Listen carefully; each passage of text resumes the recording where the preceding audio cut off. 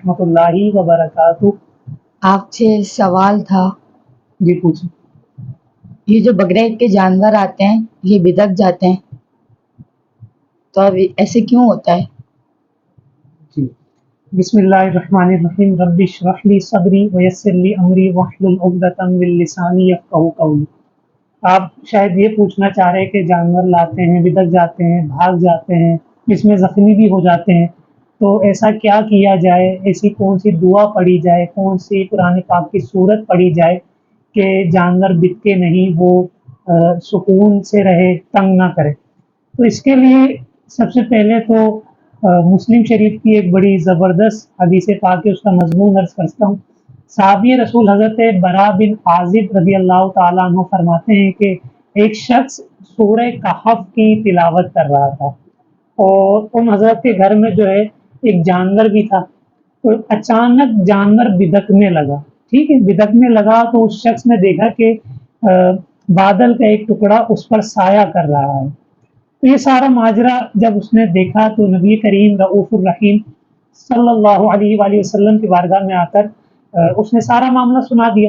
तो नबी करीम सल्लल्लाहु ताला अलैहि वसल्लम ने इरशाद फरमाया, ए फुलां, तिलावत किया करो कि ये सकीना है जो तिलावत कुरान करते वक्त नाजिल होता है।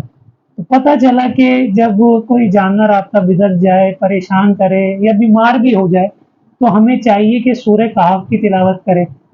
सूरह कहफ फजर के बाद पढ़ लें, ज़ोहर के बाद पढ़ लें, किसी भी वक्त आप जानवर के पास बैठकर इसको पढ़ें। इंशाअल्लाह अगर अल्लाह ने चाहा तो अल्लाह की रहमत से हदीस पाक के तहत आपको जानवर तंग नहीं करेगा, सुकून में रहेगा, तो इंशाअल्लाह इसकी बरकतें मिलेंगी। अगर पढ़ नहीं सकते तो ऑडियो में चला दें तो सुन लेगा इंशाअल्लाह, इसकी बरकतें मिलेंगी और जानवर जो है आपको तंग नहीं करेगा। इधर नाज़रीन से मैं ये भी कहूँगा कि जानवर को हम लोग भी तो तंग कर रहे होते हैं, जब वो गाड़ी से उतरता है शोर मचाते हैं, फिर उसको भगाते हैं, जानवर भागने की करता है, उसको अज़ियत देते हैं। ये कुर्बानी का जानवर है, ये एक तरीके से हमारी जगह कुर्बान हो रहा होता है, तो सुन्नत इब्राहीमी है, इसको अच्छे तरीके से करें, उसका ख़याल रखें, उसके सामने तिलावत कुरान पाक करें, तो इंशाअल्लाह जानवर भी सुकून से रहेगा। एक मैं मुख्तसर सा वजीफ़ा भी अर्ज़ कर देता हूँ, चूँकि कुर्बानी के जानवर में बीमारियाँ भी आ जाती हैं,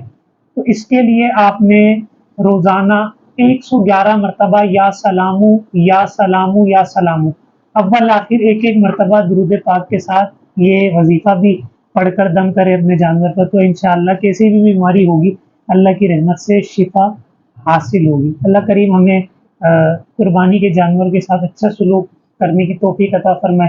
अल्लाह करीम हमारी कुर्बानियाँ जो कर रहे हैं कबूल फरमाए।